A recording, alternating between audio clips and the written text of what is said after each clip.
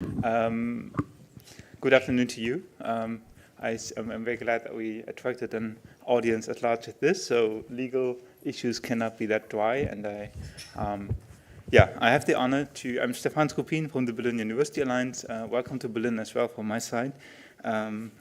First of all, I would give a very short introduction, then I immediately hand over to Katja Meyer there on the right, who will moderate the session. And then afterwards, we have time for Q&A, and also you can then use Slido. Thanks. First of all, we are latecomer to the conference in the sense of that Katja and I saw there was still a slot, this one open, and there was no name, no panel, and then we approached the program committee to wouldn't that be an issue, that is a word of discussion, and then they said yes, and we got a wonderful panel together. And so thanks for accepting the panel after the deadline, and also thank you to Federico and to Savani for helping us through the process, Sylvia as well. So I want to make a use case why this is also important for universities. I work for the Berlin University Alliance. We unite 3 universities and a university medical hospital, and research data becomes more and more important. What we don't have in Berlin is a legal help desk. So our libraries are mostly lawyers. No, there are no lawyers who have like some expertise in all the legal issues, but it becomes more and more confusing. So the use case I would like to make is how can I orient our researchers and our research provision staff to give like good legal advice in an environment that's becoming more and more complex. And I think that a legal desk alone for the Berlin area will not help. We will also need like the content clarified. So this is like a very prominent like challenge for us as a university to provide this orientation. And as I say that accessible data, be it like in the FAIR mode or in other modes, becomes more and more important, becomes the new goal of this environment, of this century. And it's also shaped not only by our local or regional laws, by our national laws, but also by the European laws. And that's why we have this panel to discuss some of these topics today. Katja and I know each other because Katja is one of our Open Science Fellows for this year, and she comes with her expertise from Vienna, a broad expertise in different subjects of open science. And now I'm very happy to hand over to you.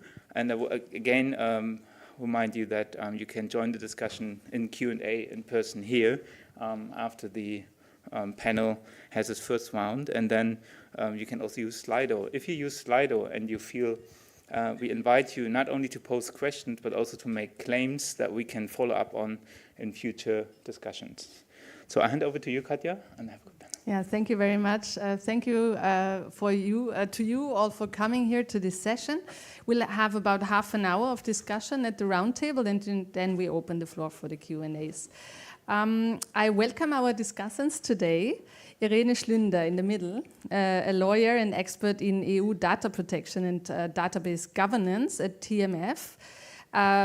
Today here in our round, representing the legal perspective of research infrastructures, drawing from your extensive involvement in BBMRI, the biobanking infrastructure.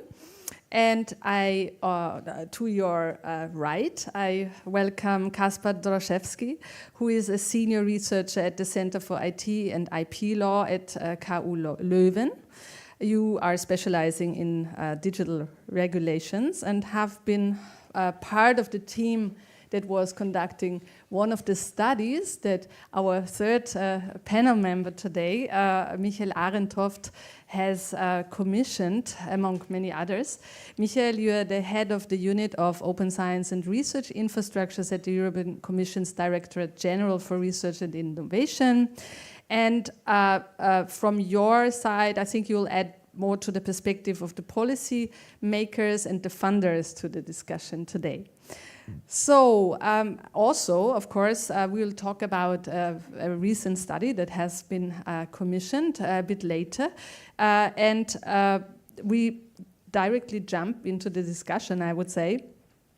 But before, I would like to just briefly clarify what we mean by data cycle or along the research data cycle, because I want to ground us in the reality of data practices. So a lot has been said about publications already, but in the context of EOSC, the focus shifts to research data and maybe also to many other types of research output. So today it's all about data and their environments of practice. And all these things that these cycles include, like data creation, analysis, storage, sharing and reuse, and preservation. And at each of these steps, a lot of legal and many other challenges arise, particularly around access, licensing, protection, security, and some other responsibilities. And so one key issue that keeps popping up in my own research, but also in a study that a colleague of mine, Shiga Skorianc, has conducted on Austria's open science legal frameworks recently, is the persistent confusion around what is often referred to as data ownership, a term being used to denote anything from property, you know, what can I do with my data, to responsibility. So many researchers remain very unclear about whether they can open their data, and by the way also their software, because the topic came up yesterday as well, and whether or who holds the responsibility for it, for example in the liability of data quality, for data quality. So they do not feel very informed if they can take their data with them when they move institutions, for example. So, Irene, I would like to start with you. Is the question, who owns the data, really the right question to ask? Now I give my favorite response. It depends.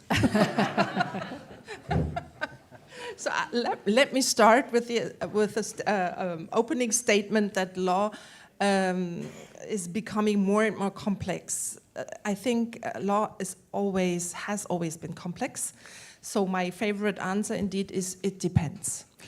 And as we all know, law is about balancing, so we can have even different opinions. So we might end up with, 2 lawyers and 3 opinions in the end. So let me start with my standpoint.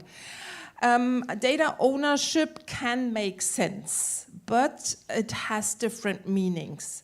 First, there is ownership is a very technical legal term, and there's a definition, and from that perspective, I would say, no, there's no data ownership. You don't own your data in the sense you can own your house. But ownership also has a context from more colloquial language, and that relates very much to the concept of responsibility. And there, yes, there is data ownership in that respect. So as we can talk about project ownership, that doesn't mean that I own it like my house, a project, but I'm leading it, I'm responsible in a way. And this is also the case regarding the data, let's say on my computer in a way, or in my system, or the data I have collected. And the responsibility very much depends on the kind of the data. So there's one regime, and when we talk about data security, maybe we come to this afterwards, it's mostly about personal data. So in health research, for example, we are always dealing with more or less sensitive data, and there's a responsibility on it, of course. And that comes from the actual control of the data. So it's in my system, it's on my computer, and I have collected it from somebody who has trusted me that I will deal with it in a, let's say, secure, in a trustworthy manner. And there is, in that sense, ownership. So it gives me more responsibility than it grants me rights in the sense of copyright. And there, the legal discussion starts. So from my perspective, I'm a little bit of fundamentalist here. No data have no copyright. There's a database where you can acquire a copyright, but this is more the structure. So copyright always requires that you have put an idea or some brain effort, so to say, in something, so a creation, and data are just collected. So as soon as the data are out there, everybody can use it. Maybe that's my statement so far. Thanks. That's of course, a radical thought that a lot of researchers have not been thinking through, I think, and also maybe feel, as far as I know it from the interviews that I did with researchers, have not been informed about very well. But you mentioned several aspects of data ownership, I think, which is quite important for us, what it means to take ownership in a sense of responsibility.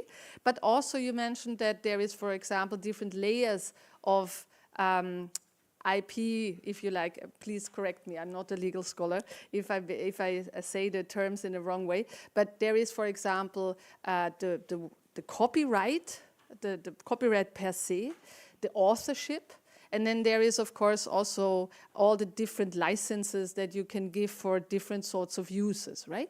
So these things are often confused or conflated with each other, I think, and this is also a problem in that regard, because even if there is no ownership on data, or this doesn't mean that there is not licenses that you can put on that to reuse it, for example, or share it, right? The fact that you actually control the data means that you can, of course, define or determine the terms and conditions on how you share it. Even if there's no copyright, of course, you can conclude contracts. So as soon as I transfer the data to you, you are bound to my regime of how to use it. And this is, of course, possible. And then this is a contractual obligation. Yeah. This is not a legal obligation stemming from copyright law. It's just a contractual obligation. Of course, this is doable. I mean, you can do that. And this is what many even statistical agencies do. You have to pay a fee, otherwise you get not access to the data on an actual level. So this is something which you can do. But this is distinct from the fact that, code, for example, or something created has a copyright. So wherever you find it, you are not able to use it. And this is different from data to, let's say, intellectual results and intellectual property. Yeah. But I think there is confusion on that, and we kind of meet that in a lot of different contexts. But when it comes to copyright, in the recent study that, Caspar, you and your team contributed to, the authors examined the opportunities and challenges that researchers face, for example, with not only the many day-to-day problems, legal problems, but also in regard to copyright. And the question is, and I think this also, of course, in remembering what has been said yesterday also about EOSC and the development of EOSC, where there will be a lot of resources maybe to help with legal compliance and open data principles. But there are so many challenges, I think, that still remain around these topics of IP and copyright. So, for example, there is now a lot of exceptions when it comes to copyright for research purposes. And how are those exceptions handled so far, right? And I was wondering whether you can give us a little bit of insight in that, and also, of course, thinking about your background in consumer protection and power asymmetries, what you think about these kind of this approach to handle it with exceptions. Thank you very much for this question, and thanks again for the invitation. This is a provocative question. This is the best kind. Also because Katja knows that at heart I'm a minimalist in many ways, and copyright is no exception. But first, I wanted to react very quickly. I promised I would stick to 5 minutes. So please shout at me if I overdo it. On data, there's a data ownership. I'm afraid that and by the way, I agree. We should be talking about access and control. We shouldn't be talking about ownership, unless we mean it in the Marxist way of ownership of means of production, and then it becomes a completely different discussion, which we nonetheless should have. But this is a different discussion indeed. A lot has been already written about the discussion on data as property, and you cannot own copyright in facts and data, as rightly said. But on a practical level, we are behaving like it exists, and our lawmakers, our policymakers are no exception. This was already we already saw this as in the discussion when, and I'm actually hoping for a counter on this. If you remember when you may remember the discussions about the sui generis database right. It faced heavy criticism from many academics, including Professor Margoni, Professor Kretschmer, when they were pointing out that this is throwing out of the window all the intricacies of copyright, the idea expression dichotomy, the looking at what is facts, what is data, all that goes out the window because now you get protection in a database, and when does data in practice exist outside of a database? That's a rhetorical question, by the way. And then we had the discussions on the Data Act, which when the proposal was first released, it was hard not to get the impression that it solidifies a presumption of a sui generis ownership-like right to data that data holders must be enjoying, since we are granting exceptions from it. So again, whatever we call it, clearly to many people, this is what it looks like, and we can talk about data, about access and control, but if you do look at it from the political economy perspective, the question is very valid. And I'm really tempted to now start talking about the question is about exceptions. Exceptions are meant as a safety valve. They're supposed to de-fossilize the market. They're supposed to help the runner-up achieve market entry when rights holders are already occupying the market. When Google was in court with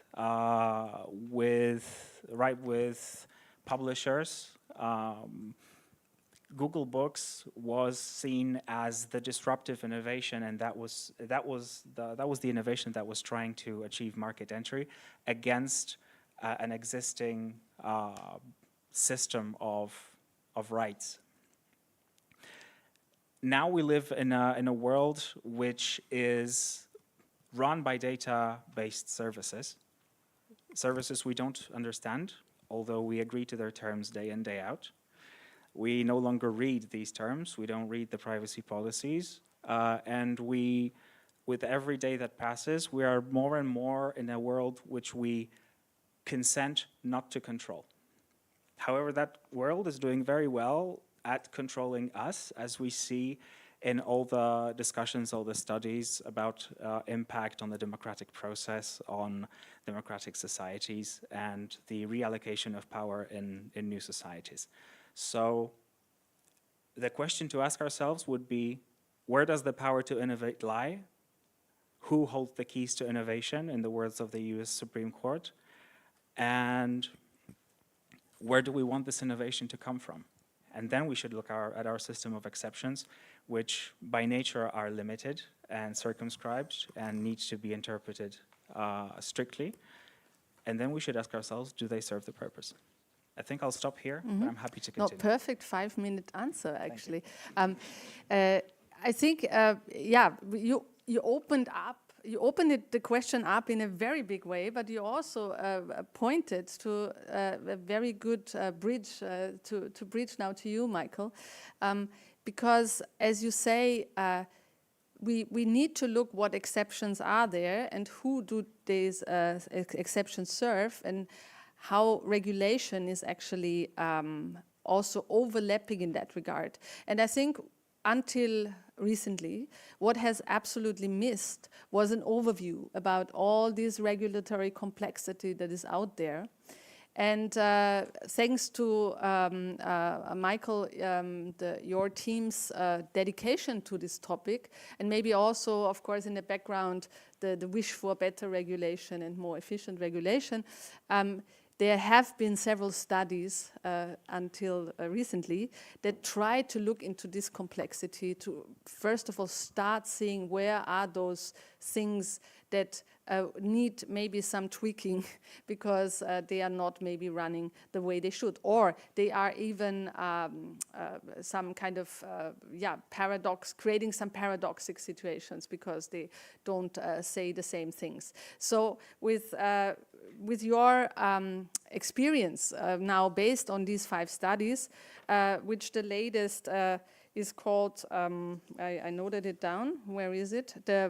Which was done to provide key evidence for the priority 2 of the European research area actions, but I forgot where I put the name of the study, but I'm sure you can help us out because it's online and you all can have a look at it. And for me, it was really mind-blowing how in one piece, a long piece of text, of course, but still, you managed to bring all these different complexities together on a very understandable level and showing us where there is actually now need for action. So we're now talking a long time, but my question would be to you, learning, what are the lessons learned from these kind of look into the regulatory complexity, and what do you think are now the key aspects that need to be harmonized or prioritized also for questions of compliance? And also,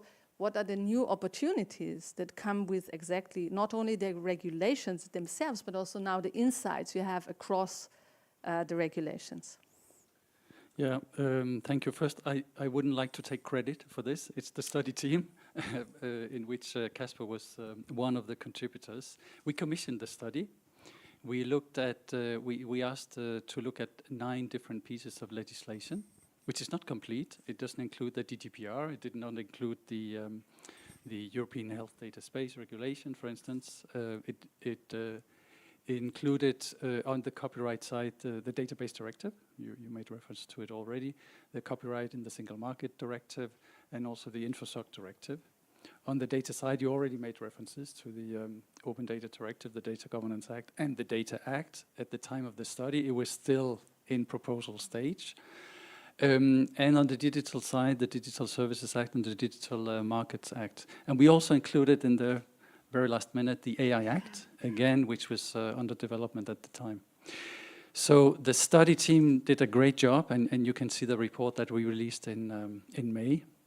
And indeed, it gives this a very excellent overview of, in particular, of course, the exceptions. So, of course, we have copyright exceptions that do exist for the purpose of scientific research, but they are mostly non-mandatory, very importantly, and also they all have some kind of limitations in scope. So a very important part of the study was to do the surveys. One thing is to get a nice overview and trying to have some clarification. Another one is to ask those who now need to comply with this, the individual researchers, the research organizations, but also the rights holders. So we were really trying to be complete in asking all types of stakeholders, or you were, sorry, the study team. Because first of all, it creates fragmentation, the fact that it's non-mandatory. And secondly, it creates legal uncertainty for our researchers. Hence the confusion also on many aspects, starting maybe with the ownership. And that's very important because they need to know what they can do and what they cannot do with the works of other research teams. So they absolutely need to know who owns and controls the data. They need to know how it can be used, how it can be shared. They need to know who can access and who can reuse what data, for which purpose, under which conditions.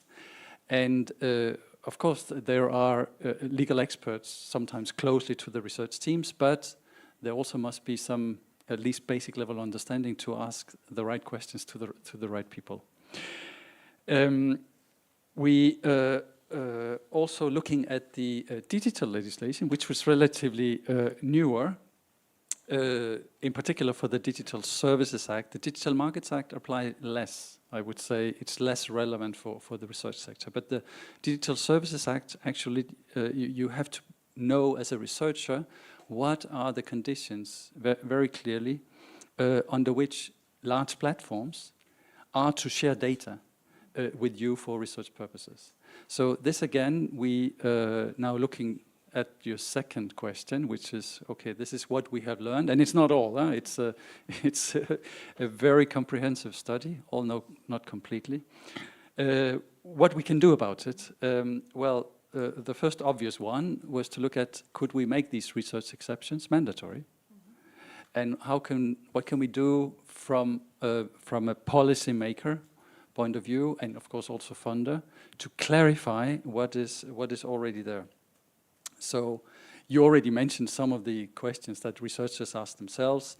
Can I take my data with me? But also what copying of documents or digitalization of documents can be done by an individual researcher? Often questions we heard. What data sharing can I do as an individual researcher? And also looking at it from an European level perspective, so the cross-border perspective. I mean, nearly all teams that work on a research project, they work cross-border. So what happens if in different national legislations you have applied the EU legislation in different ways?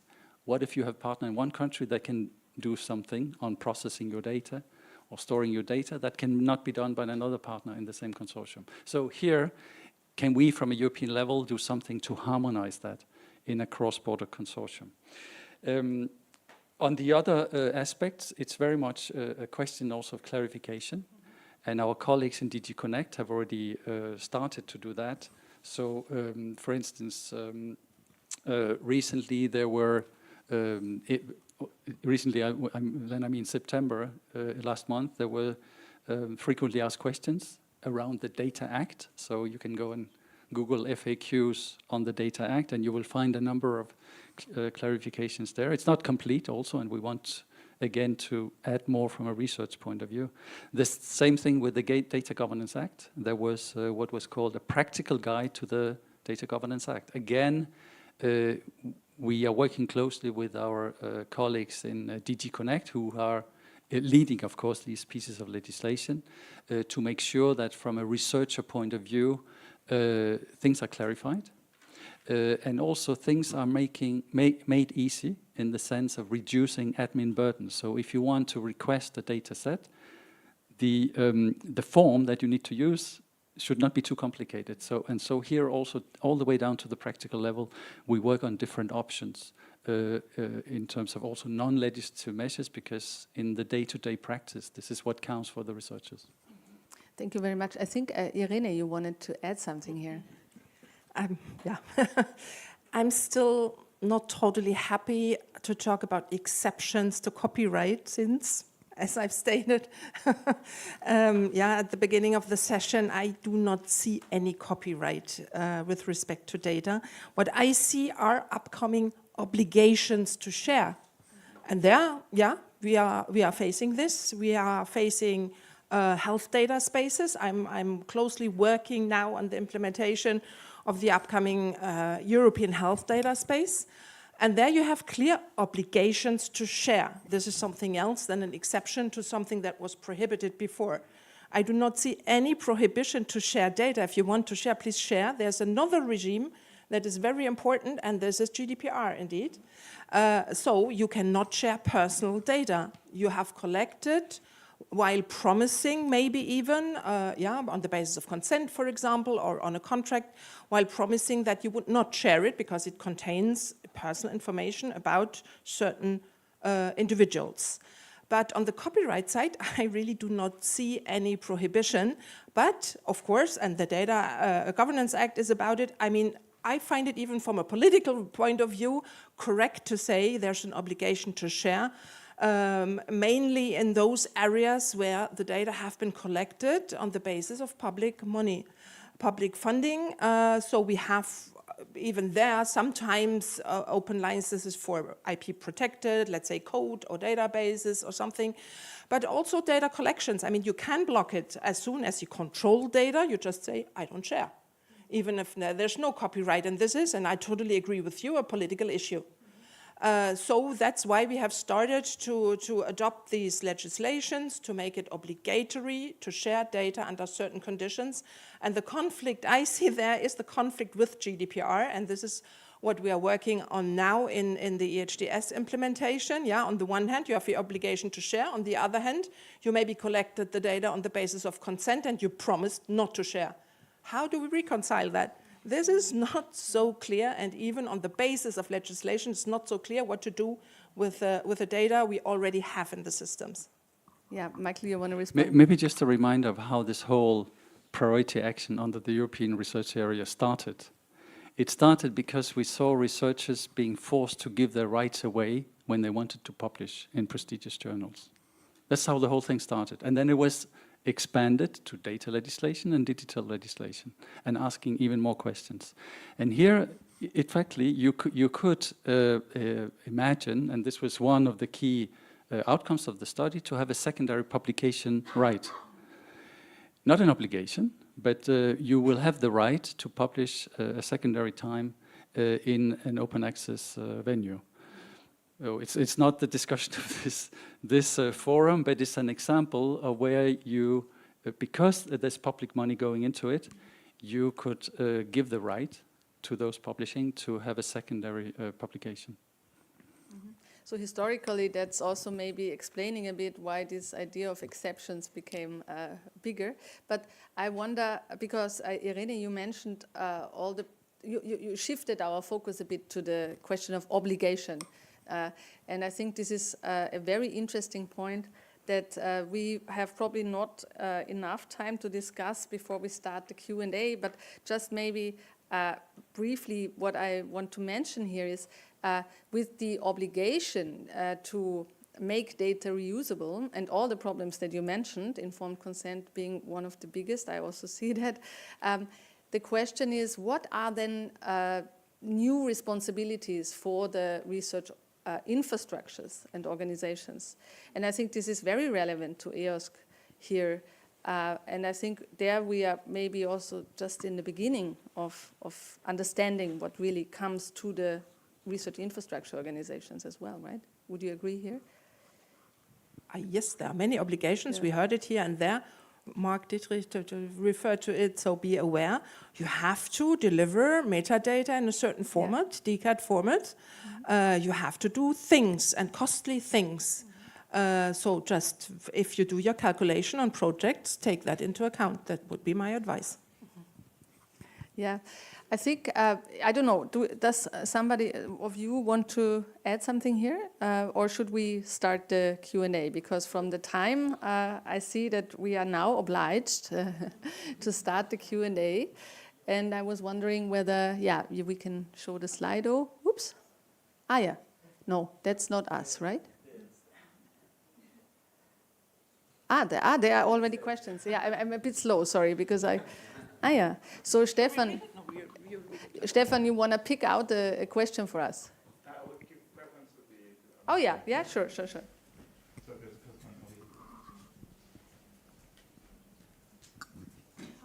Thank you for the introduction and the roundtable. I have a question for the panel about creativity on data. So we made very clear at the beginning that there is no copyright on data and data are facts.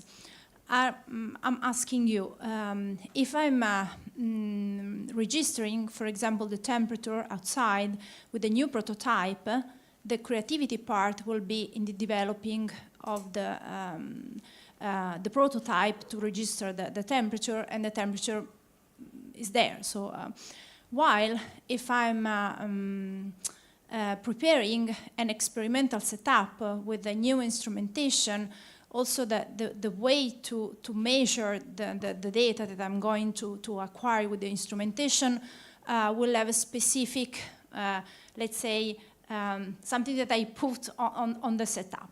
So how do you see this about creativity on data? Who wants to answer? I just need to clarify that we didn't say data are facts. We need to be very specific on that, because maybe I misunderstood you, but I think we didn't mean that it's like the same as facts or something. Yeah. I can try. So my question would be, it depends a little bit, you know, you have to discuss really in depth. But my first answer would be, so the whole procedure, everything is copyright protected, so can even be patented in certain ways, I don't know. But the result is a mere information would again be not protected. We can discuss, of course, and we can even discuss to change the law. I'm not here to tell you, you know, it's my conviction that it has to be in the future, but then I have to tell you, go to Parliament. I'm the little lawyer, I'm applying what's out there, and still we have no copyright on data, even if it's generated with much effort, with much funding, with much creativity behind the scenes. So, but maybe we can develop something to change it a little bit. So let's work together then. But if we are talking here about, you know, we need to make it more open, maybe it's not worth the effort to make it more prohibited or closed. I don't know. It's a political question. Well, this is, of course, a fair point. At the same time, can we envisage such data existing outside of a database that would not merit the protection under the sui generis right? Yes, please, go ahead. No. We are going towards, you know, really legal questions. So there's a question out there, and I even don't know. Normally, I'm more the data protection specialist, so now IP rights is something of my professional past. So if something has changed, please advise me. But it's an old question. The database protection covers the data in the database. And as far as I know, there's a no so far. But if that has changed by any decision, I don't know, please advise me. I think, sorry. Yeah. Please go ahead. Yeah. No, please go. Give a short answer, and then we can move to the other questions. I think that's an important question. I think we should collect some questions. Okay, then. Okay, but we keep in mind, because this is a question that comes up very often. Two lawyers, so 3 opinions. Yeah. The database and the data. If the data can exist without the database. So we collect 2 questions. First over here, and then. Thank you, Roxana Wilk from Cyfronet in Poland. Just add to the discussion, to the academic, it's an insight. I'm not even certain if I care if I have the copyrights over my data in the end from the practitioner perspective, but I imagine the argument that maybe the data itself is not creative, but the structuring of the data, whilst I put my thought into how I structure it for the sake of the reuse, this is the creative part. So for the discussion in the future, I think you might be ready for these kinds of arguments. But what I wanted to ask you is something totally different, because I'm a total noob when it comes to legal issues, which might be troublesome, because I would like to deliver a platform where people do exchange data on a normal basis. For nationwide, for example, we would like to have this kind of aggregator of data, but right now, who collects the data is the institution, the scientific institution. This is why also I was quite surprised to hear that there is no ownership of data. I was certain that the institution has the ownership of the data, but I will take the knowledge with me now. Nevertheless, I would like to create a kind of a marketplace for the data exchange, where people, scientists, are putting their own data and they do control it in a way for make the process lightweight. I'm starting from the user perspective here, but again, legal part is not my strong part. So if I want, in fact, have in the future this kind of a platform when I come and publish my data and then make a reuse of it and other people's data, from the legal perspective, is it feasible right now, or there is like 20,000 problems I will need to overcome from the service delivery perspective? What do you think? Am I even close to making this happen or not? I think we collect one other question, and we keep this question in mind, and and also all these legal offices and desks that we'll have in the future. Yes, please.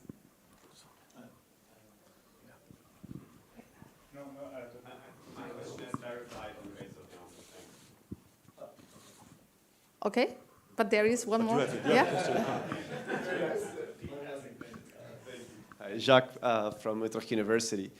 My question is, at our university, we're currently using mostly informed consent as our legal basis for most of the research. And of course, we want to maybe start moving towards using public interest as being our standard use of it. Of course, there's still some discussions going on that, well, informed consent should not be used because it requires specificity, which means that the reuse, therefore, is going to be limited. And that public interest would be better for that sense, but that public interest, maybe not all research will ever fit in public interest, or when does it actually fit?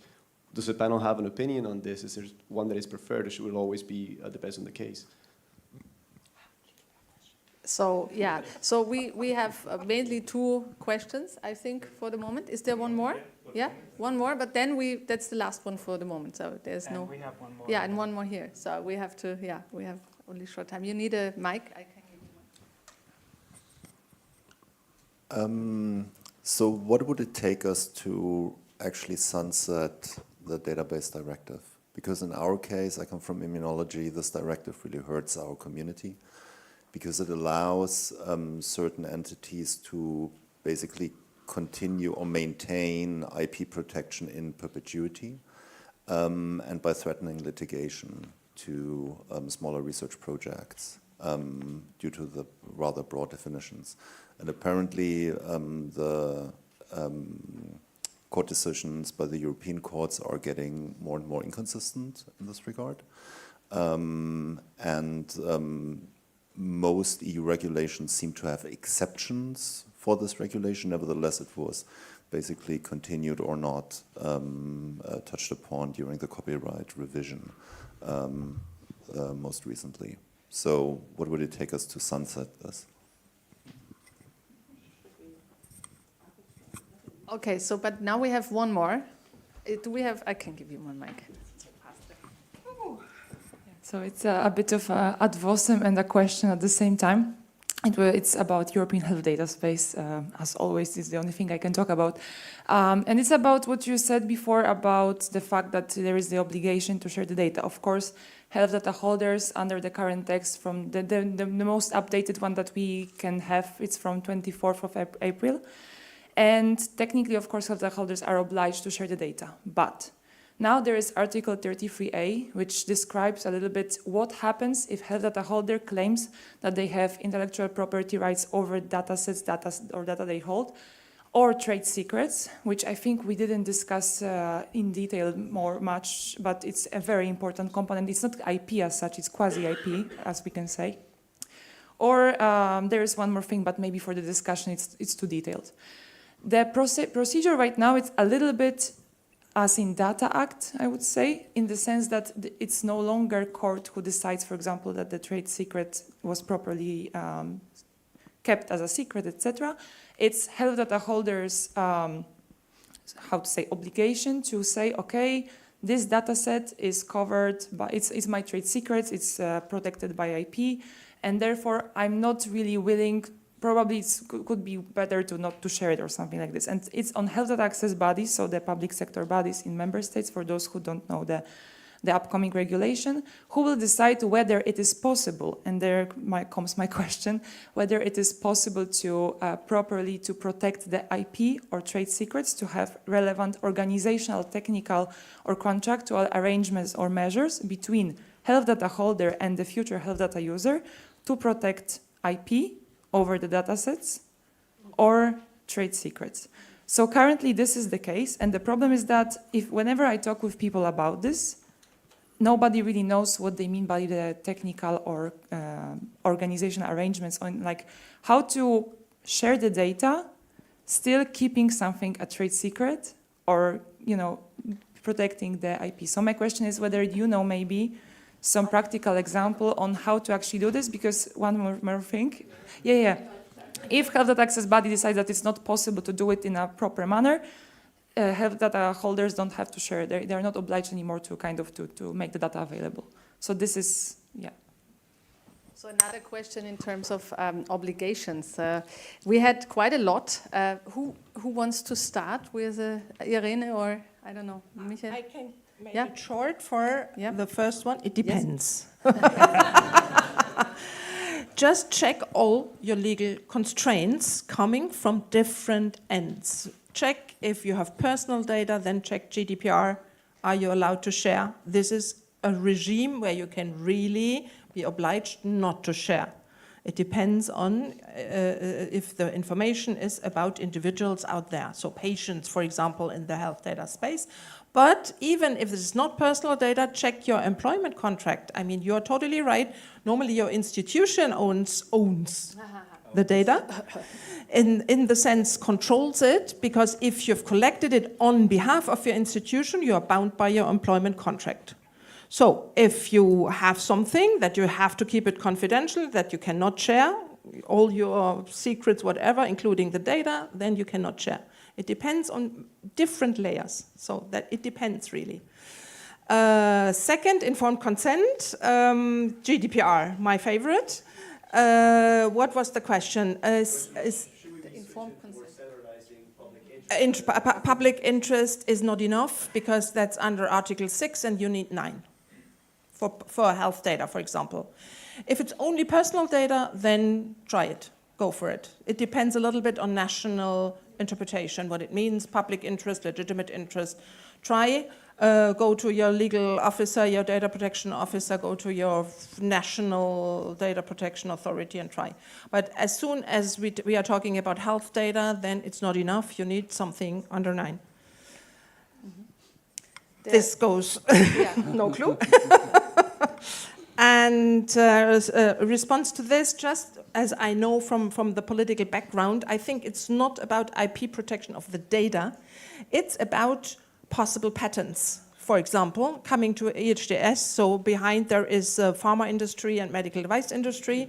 And I would take it seriously. I mean, I'm a little bit, you know, in a battle with industry, always telling them, okay, you want to have the data, but you don't want to share.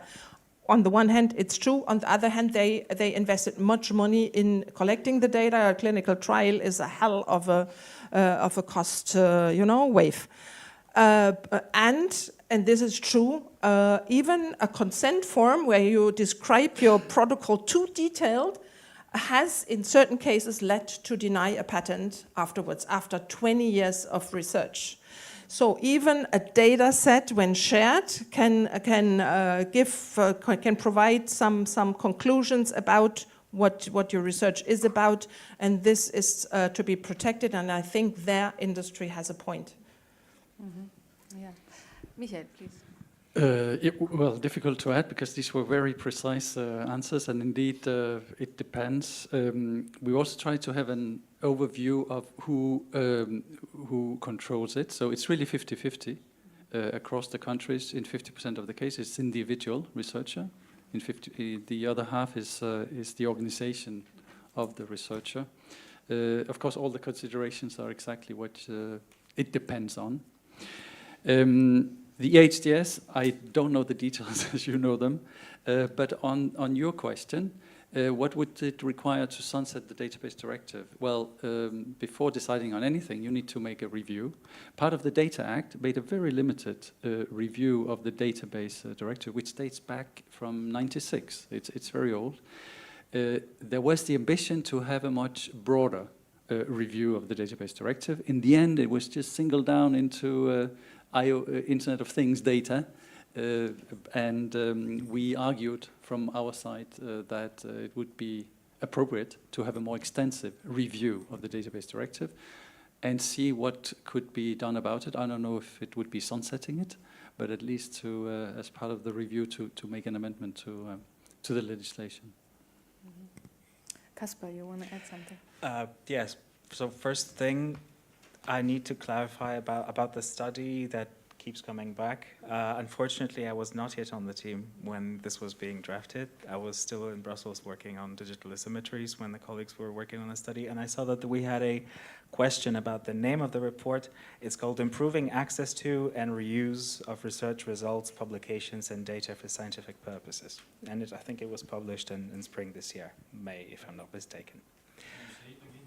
Of course, it's Improving Access to and Reuse of Research Results, Publications, and Data for Scientific Purposes. I'll find it on the publications website from the Commission. Yeah. So I want to come back on one of the questions that resonated with me. You mentioned how the database right is being used to effectively prevent access, because theoretically we have a limit of 15 years on databases, but if you keep adding new items to the database, you can if you keep republishing the database, it essentially never ends, and the court rulings are being inconsistent. To me, this is a textbook example of where seemingly straightforward legislation leads to inconsistent case law. This is the argument that I also made in my book, which came out earlier this year. Sometimes you have a flexible exception, which you fear will create chaos, but then if generative AI comes about, nobody has a problem in the US that it is fair and transformative use. If you try applying the TDM exceptions in the CDSM directive, that's still an ongoing discussion on whether they apply at all, even they are meant to be much more circumscribed type of legislation. So I'm really tempted to take this further because it's one of my favorite topics, but I think I'll stop here. Happy also to discuss it during the break. Yeah, thank you very much. Also, since we have to stuck to the time, maybe one more question from the Slido, because we only have 10 minutes left. Yes, my apologies that we didn't come to the Slido's questions earlier, but we will collect all of them and publish them and hope to bring them at least as an appendix to our documentation of the event.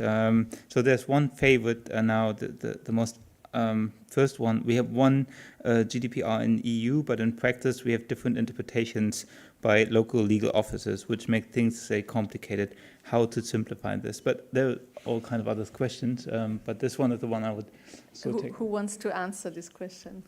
Or who has a solution to this question? I can only repeat myself. 2 lawyers, 3 opinions. I'm sorry about that. 2 countries, even more opinions. But I think the study that was mentioned now and that all of you are now Googling to find on the EU publication site is a first step into the direction of knowing what is out there, where simplification or harmonization would be necessary and what can be the priorities for it, right?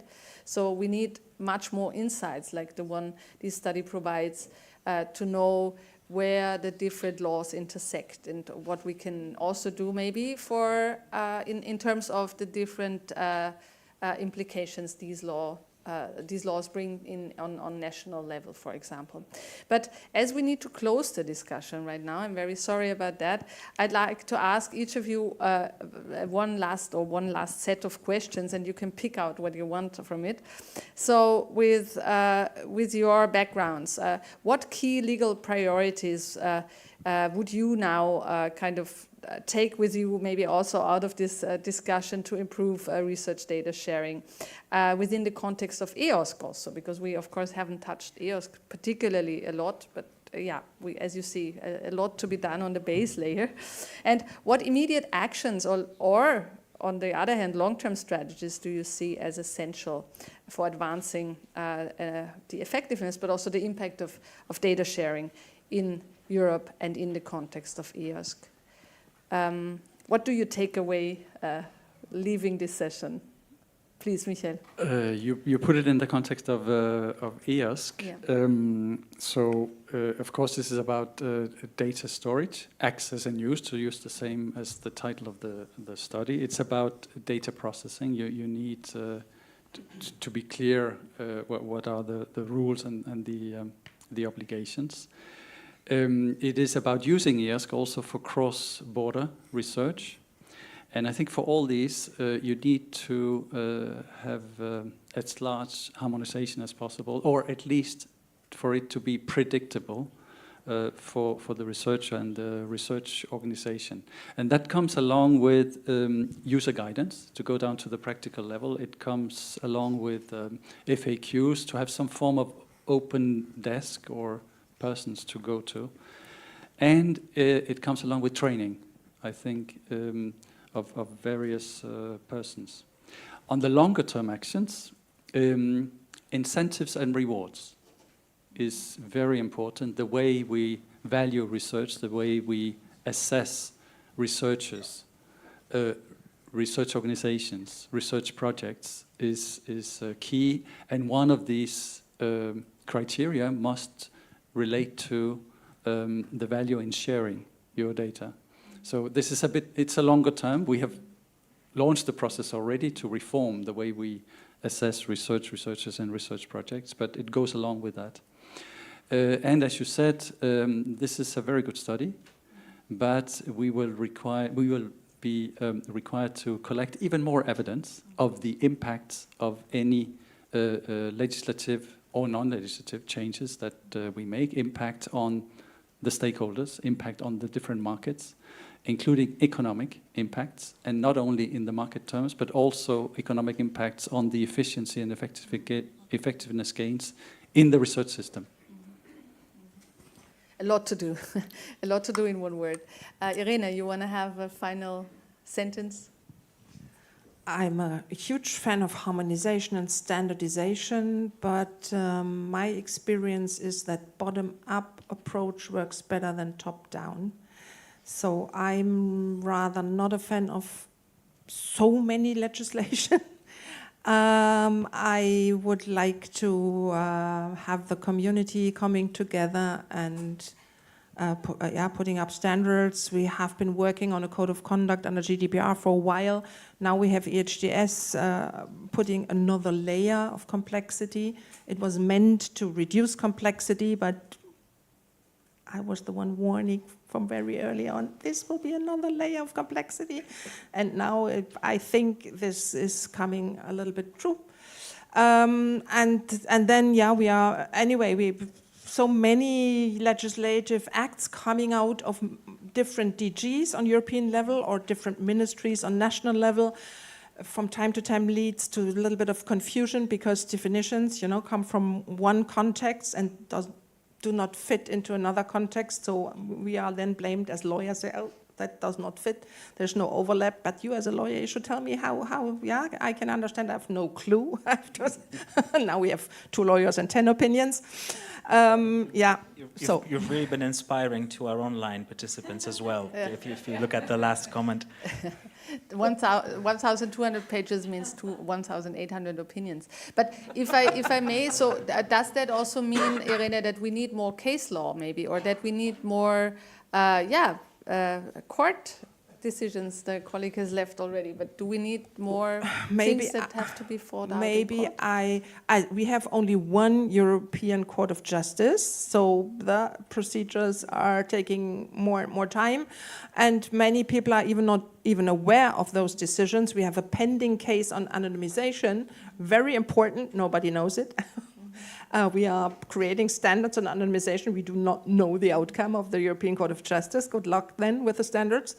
Yeah, let's see. Okay, and Casper, your takeaways.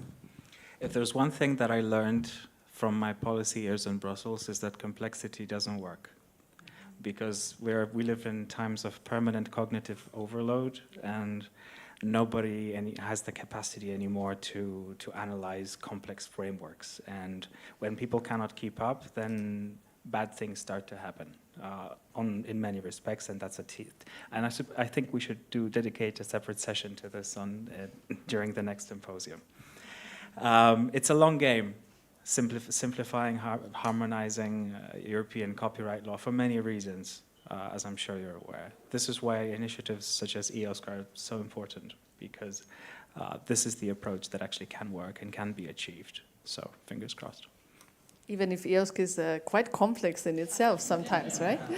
So thank you very much all. Thank you to the panel. Thank you to you audience for your intriguing questions, and thank you also to the audience on their screens.